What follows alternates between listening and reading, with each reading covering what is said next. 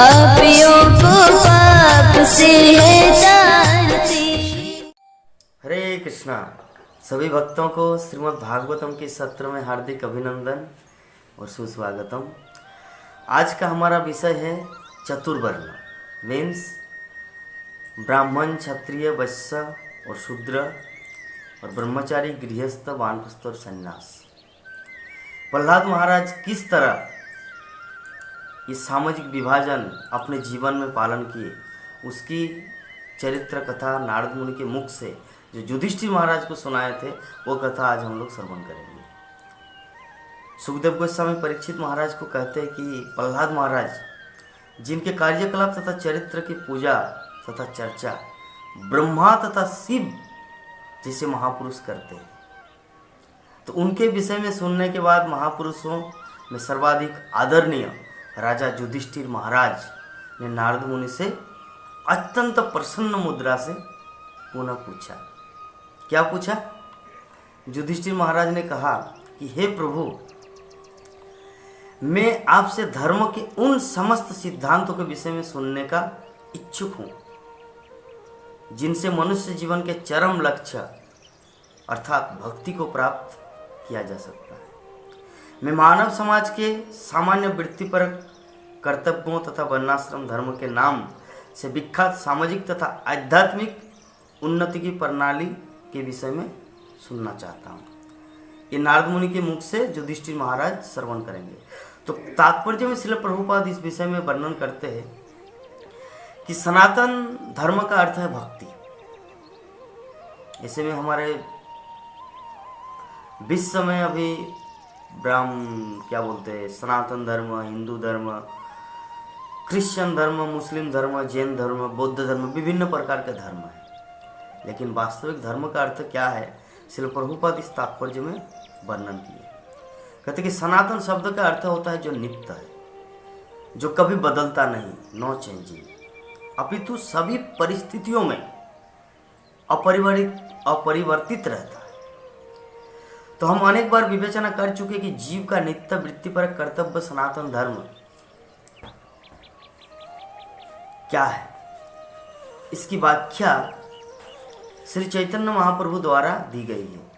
चैतन्य चरितामृत में वर्णन किया गया कि जीवेर स्वरूप है कृष्ण नित्यदास। हम सभी जानते हैं कि I am not this body, I am a spirit soul. हम ये शरीर नहीं, हम है शुद्ध आत्मा, चिन्मय आत्मा। लेकिन आत्मा का भी एक रूप है जो चैतन्य महाप्रभु ने चैतन्य चरितामृत में व्याख्या की है कि जीवेर स्वरूप हो कृष्ण नित्यदास। कृष्ण का सेवक, कृष्ण का दास, यही एक जीव का स्वरूप है। एकमात्र कृष्ण ही भोक्ता है। भोक्तारंग जगतोपसंग सर्वलोक महेश्वरम सुहृदम सर्वभूतानाम ज्ञाता मांग शांति मृच्छति। तो जब कोई इस तथ्य को जान लेता है कि एकमात्र कृष्ण ही परम पुरुष भगवान है और मैं उनका तुच्छ सेवक हूँ और उनकी सेवा करना ही मेरे जीवन का लक्ष्य है, तो वो व्यक्ति मुक्त हो गया। श्रील प्रभुपाद मुक्ति की उदाहरण देते हैं कि मुक्ति का अर्थ होता है अपने आप को पूर्ण रूप से जान लेना। कि जब तक व्यक्ति अपने आप को जान नहीं लेता कि हु एम आई, मैं कौन हूँ, तब तक वो व्यक्ति इस संसार से मुक्त नहीं हो सकता। इस भौतिक जगत में रहते हुए ही अगर कोई ये जान ले I am eternal servant of Krishna, means मैं भगवान कृष्ण का नित्य सेवक हूँ, तो समझो कि वो मुक्ति के पथ में है। जस्ट उसका शरीर छोड़ना बाकी है, भगवत धाम उनके लिए भगवत धाम का द्वार खुला है। इसलिए प्रभुपाद की व्याख्या है। तो खैर, इस प्रकार प्रहलाद महाराज के विषय में नारद मुनि जो युधिष्ठिर महाराज को आगे वर्णन करेंगे। तो युधिष्ठिर महाराज उत्सुकतावश आगे और प्रश्न कर रहे कि हे ब्राह्मण श्रेष्ठ, आप प्रजापति ब्रह्मा के साक्षात पुत्र हैं। नारद मुनि कौन है? ब्रह्मा का पुत्र। तो आप अपनी तपस्या, योग तथा समाधि के कारण ब्रह्मा के समस्त पुत्रों में से सर्वश्रेष्ठ माने जाते हैं। क्योंकि ब्रह्मा के जितने सारे पुत्र हैं वो तो सभी गृहस्थ हैं, चाहे ज़्यादातर, ऐसे नहीं कि एकमात्र नारद ही ब्रह्मचारी है। तो जैसे दक्ष महाराज, जिनका कितना हजारों संतान है, वो गृहस्थ है। लेकिन नारद मुनि प्योर ब्रह्मचारी और भगवान के शुद्ध भक्त और भगवान का सत्तावश अवतार। तो आगे इस तरह प्रश्न करके जा रहे युधिष्ठिर महाराज की शांत जीवन तथा दया में आपसे श्रेष्ठ कोई नहीं है, और आपसे बढ़कर कोई यह नहीं जानता कि भक्ति किस तरह की जाए और ब्राह्मणों में सर्वश्रेष्ठ किस प्रकार बना जाए।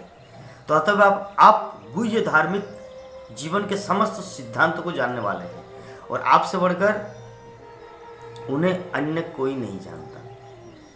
तो युधिष्ठिर महाराज का कॉन्फिडेंस यहाँ पे हम लोग को देखने को मिलता है कि युधिष्ठिर महाराज नारद मुनि को हर दृष्टिकोण से जानते थे कि नारद मुनि पहला क्वालिटी कि वो ब्रह्मा का पुत्र है, सृष्टि का पहला जीव, ब्रह्मा का पहला मतलब पुत्र, ब्रह्मचारी पुत्र। दूसरा, भगवान का शुद्ध भक्त है, और ब्राह्मण कैसे बना जाए वो नारद मुनि से सीखना है, और शुद्ध भक्त कैसे बना जाए वो भी नारद मुनि से सीखना है। और यही बात श्रील प्रभुपाद अपने पुस्तक नारद भक्ति सूत्र में लिखा है कि विश्व में जितने बड़े बड़े महान भगवान के भक्त हुए सभी नारद के शिष्य कैटेगरी में आता है। चाहे आप मृगारी की बात कीजिए, प्रहलाद महाराज की बात कीजिए, ध्रुव महाराज की बात कीजिए, चित्रकेतु, जितने अम्बरीश महाराज की बात कीजिए, जितने बड़े बड़े महान भगवान के शुद्ध भक्त हुए सबका गुरु नारद है। श्रील प्रभुपाद इस विषय को वर्णन करते हैं। महाराज युधिष्ठिर जानते थे कि नारद मुनि मानव समाज के परम गुरु हैं, तो जो आध्यात्मिक मुक्ति के मार्ग की शिक्षा दे सकते हैं और जिससे भगवान को समझा जा सकता है। वस्तुतः इसी प्रयोजन से नारद मुनि ने भक्ति सूत्र का संग्रह किया और नारद पंचरात्र में निर्देश दिए। धार्मिक नियमों तथा जीवन के सिद्धि के विषय में सीखने के लिए मनुष्य को नारद मुनि की शिष्य परंपरा से उपदेश ग्रहण करने चाहिए। हमारे कृष्ण भावनामृत आंदोलन मीन्स इस्कॉन सीधे ब्रह्म संप्रदाय की पंक्ति में है। नारद मुनि ने ब्रह्मा से जो उपदेश प्राप्त किया था उसे ही उन्होंने व्यासदेव को दिया। व्यासदेव ने अपने पुत्र सुखदेव गोस्वामी को उपदेश दिए, जिनके द्वारा यह श्रीमद् भागवतम का प्रवचन हुआ। तो कृष्ण भावनामृत आंदोलन श्रीमद् भागवत तथा भगवद गीता पर आधारित है। चूँकि भागवतम सुखदेव गोस्वामी द्वारा कहा गया है और भगवद गीता भगवान साक्षात पूर्ण पुरुषोत्तम कृष्ण द्वारा किए गए, अतः उनमें कोई अंतर नहीं है। तो यदि हम शिष्य परंपरा के सिद्धांत का दृढ़ता से पालन करें तो निश्चय ही हम आध्यात्मिक मोक्ष या भक्ति में नित्य लगे रहने का सही मार्ग में चल सकते हैं। तो युधिष्ठिर महाराज की उत्सुकता को देखकर नारद मुनि अभी वर्णन करेंगे चतुर्वर्ण के बारे में। चातुर्वर्ण्यं मया सृष्टम गुण कर्म विभाग से, जो भगवान श्री कृष्ण भगवद गीता में अर्जुन को बताए थे, वही चीज नारद मुनि यहाँ पर उसका ब्रीफली डिस्कशन, विस्तृत वर्णन यहाँ पर किया जाएगा। नारद मुनि ने कहा कि मैं सर्वप्रथम समस्त जीवों के धार्मिक सिद्धांतों के रक्षक भगवान कृष्ण को नमस्कार करके नित्य धार्मिक पद्धति सनातन धर्म के सिद्धांत को बताता हूँ, जिन्हें मैंने नारायण के मुख से सुना है। नारद मुनि यही होता है वैष्णव परंपरा। वैष्णव परंपरा में अगर किसी को कुछ पूछा जाता है तो वैष्णव ये नहीं बोलता कि ये मेरा मत है, दिस इज माय ओपिनियन। वैष्णव किसी उच्च वैष्णव का रेफरेंस देता है जो ऑलरेडी वैष्णव हो चुके हैं। भगवान कृष्ण ब्रह्मा ने भगवान कृष्ण से ज्ञान लिया, नारद मुनि ब्रह्मा से लिया, व्यासदेव नारद मुनि से लिया, सुखदेव गोस्वामी व्यासदेव से लिया। तो ये जो परंपरा षड गोस्वामी हमारे वैष्णव गौड़ीय वैष्णव परंपरा में आते हैं, षड गोस्वामी चैतन्य महाप्रभु से लिया, हाँ विश्वनाथ चक्रवर्ती ठाकुर, नरोत्तम दास ठाकुर, वो सब षड गोस्वामी से लिया। और विश्वनाथ चक्रवर्ती ठाकुर, नरोत्तम दास ठाकुर की ये सब भक्ति सिद्धांत सरस्वती ठाकुर, भक्ति विनोद ठाकुर ने लिया। फिर श्रील प्रभुपाद ने वही भक्ति सिद्धांत सरस्वती ठाकुर की समस्त बात को अपने भागवतम तात्पर्य में लिखा। और वही हमारे गुरु महाराज जो वर्तमान इस्कॉन के गुरुदेव है वो सब प्रभुपाद की। तो यही होता है वैष्णव परंपरा। तो नारद मुनि ने भगवान श्री कृष्ण का रेफरेंस, मतलब जो नारायण के मुख से जो सुना था वर्णाश्रम धर्म का, वो चीज़ यहाँ पर वर्णन करेंगे कि भगवान नारायण अपने शरीर, अपने अंश नर समेत इस संसार में दक्ष महाराज की मूर्ति नामक पुत्री से प्रकट हुए। धर्म महाराज द्वारा उनका जन्म समस्त जीवों के लाभ के हेतु था। तो वे आज भी बद्रिका आश्रम नामक स्थान के निकट महान तपस्या करने में लगे हुए हैं। बद्रिका आश्रम में आप लोग जाएंगे कभी तो देखेंगे 2 पहाड़ है, 2 पर्वत।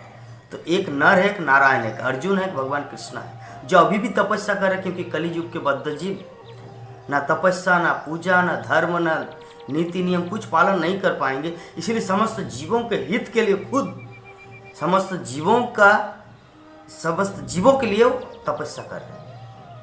बाकी हम सब क्या रहे, जस्ट थोड़ा सा हरिनाम, हरे कृष्ण महामंत्र का ये कर रहे हैं। लेकिन वास्तविक तपस्या, बिना तपस्या के कुछ सिद्धि प्राप्त नहीं होता। लेकिन वो रिस्पॉन्सिबिलिटी भगवान श्री कृष्ण खुद उठाए है, जो बद्रिका धाम, बद्रिका उत्तराखंड में, बद्रिका आश्रम में 2 पहाड़ के रूप में, 2 पर्वत के रूप में अर्जुन और कृष्ण मीन्स नर और नारायण तपस्या कर रहे हैं कलियुग के बद्ध जीवों के लिए। तो परम पुरुष भगवान समस्त धार्मिक, समस्त वैदिक ज्ञान के सार, समस्त धर्मों के मूल तथा महापुरुष की स्मृति है। तो हे राजा युधिष्ठिर, इस धर्म के सिद्धांतों को प्रमाण स्वरूप समझना चाहिए, प्रमाण स्वरूप, बोनाफाइड। तो इसी धार्मिक सिद्धांत के आधार पर सबों की तुष्टि होती है, यहाँ तक कि मनुष्य के मन, आत्मा तथा शरीर की भी तुष्टि होती है। तो नारद मुनि यहाँ पर किस प्रकार वर्णन करेंगे एक व्यक्ति का क्वालिटी, कि सभी मनुष्यों को जिन सामान्य नियम का पालन करना होता है, ये सब सत्य, दया, तपस्या, महीने में कुछ दिन उपवास करना, दिन में 2 बार स्नान, सहनशीलता, अच्छे बुरे का विवेक, मन का संयम, इंद्रिय संयम, अहिंसा, ब्रह्मचर्य, दान, शास्त्रों का अध्ययन, सादगी, संतोष, साधु पुरुषों की सेवा, अनावश्यक कार्यों में क्रमश अवकाश लेना, मानव समाज के अनावश्यक कार्यों की व्यर्थता समझना, गंभीर तथा शांत बने रहना एवं व्यर्थ की बातें करने से बचना, मनुष्य शरीर या इस आत्मा के विषय में विचार करना। तो सभी जीवों, मनुष्यों तथा मनुष्यों में अन्न का समान वितरण करना, प्रत्येक आत्मा को, विशेषतः मनुष्य को परमेश्वर का अंश मानना, भगवान के कार्यकलापों तथा उनके उपदेशों को सुनना। भगवान साधु पुरुषों के आश्रय है, तो इन कार्यों तथा उपदेशों का कीर्तन करना, इनका नित्य स्मरण करना, सेवा करने का प्रयास, पूजा करना, नमस्कार करना, दास बनना, मित्र बनना और आत्मसमर्पण करना। हे राजा युधिष्ठिर, मनुष्य जीवन में इन 30 गुणों को अर्जित करना चाहिए, क्योंकि मनुष्य इन गुणों को अर्जित करने मात्र से भगवान को प्रसन्न कर सकता है। यहाँ पर भगवान को प्रसन्न करने की रूपरेखा वर्णन किया गया। नारद मुनि युधिष्ठिर महाराज को बताया कि किस तरह ये गुण को डेवलप करके, ये क्वालिटी को डेवलप करके मनुष्य भगवान को प्रसन्न कर सकता है।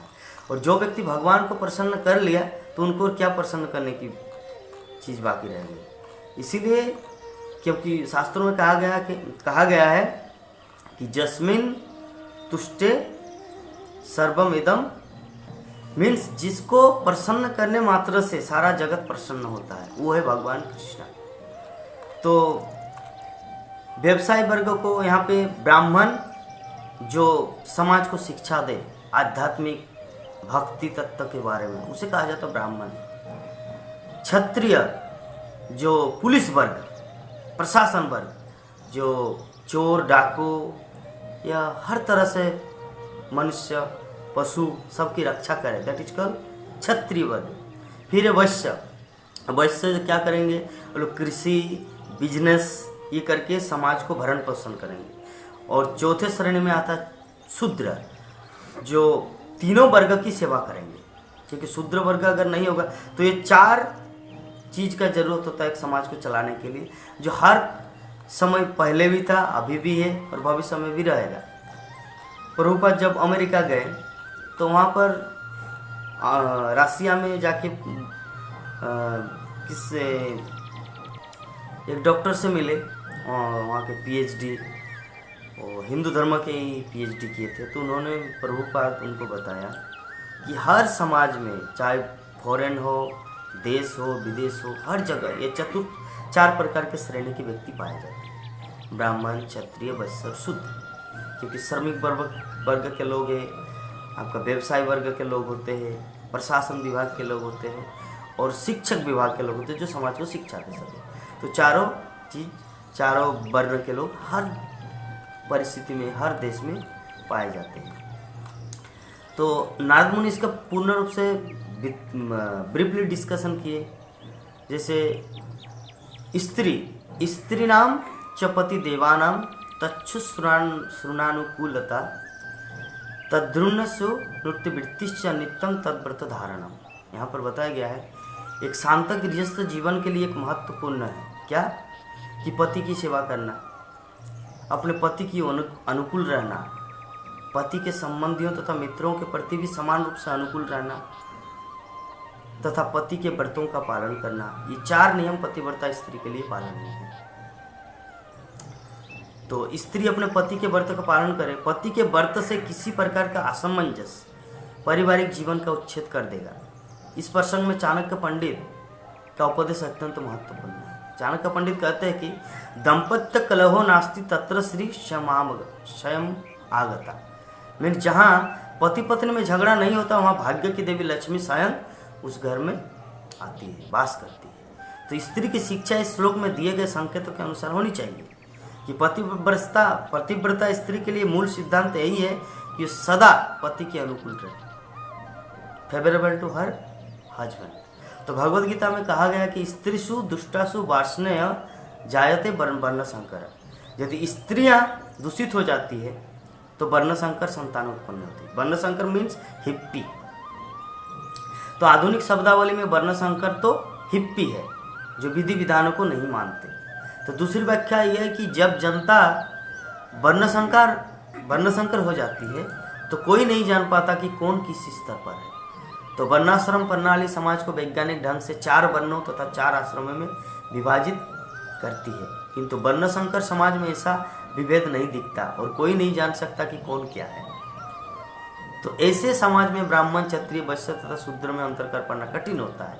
तो शांति तथा प्रसन्नता के लिए वर्णाश्रम प्रणाली का आरंभ भौतिक जगत में किया जाना चाहिए।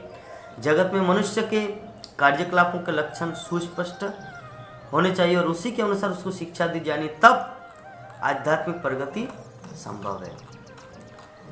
आध्यात्मिक प्रगति मीन्स भगवान की भक्ति।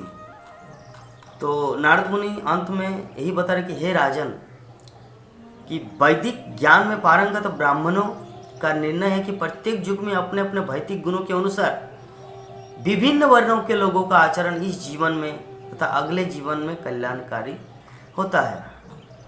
तो यदि कोई अपनी प्रकृति जन्य भौतिक स्थिति के अनुसार अपना वृत्तिपरक कार्य करता है तथा धीरे धीरे इन कार्यों को छोड़ देता है तो उसे निष्काम अवस्था प्राप्त हो जाती है। मतलब ये विधि विधान का पालन करने से एक दिन वो भगवान की भक्ति में भी लग सकता है। क्यों? क्योंकि भौतिक नियम को पालन करते करते वो आध्यात्मिक नियम को पालन कर पाएगा।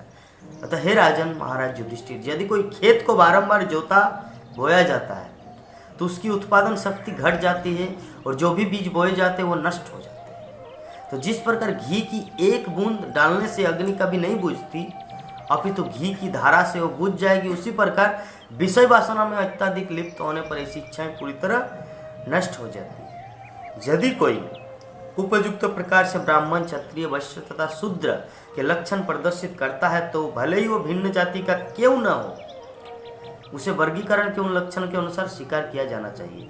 यहाँ पर नारद मुनि युधिष्ठिर महाराज को यही समझा रहे हैं कि जैसे ब्राह्मण, क्षत्रिय, वैश्य, शूद्र जो है ये जाति के अनुसार वर्तमान कलियुग में विभाजित है। जो भक्ति सिद्धांत सरस्वती ठाकुर आकर इस चीज को तोड़ा, बोले कि व्यक्ति जाति से नहीं उनकी क्वालिटी, उनकी गुण से होता है। और वही चीज नारद मुनि हजारों लाखों वर्ष पूर्व युधिष्ठिर महाराज को ये चीज भागवतम में बताया है कि व्यक्ति किसी भी जाति का क्यों न हो, लेकिन अगर उसका क्वालिटी ब्राह्मण जैसा तो ब्राह्मण मानना चाहिए।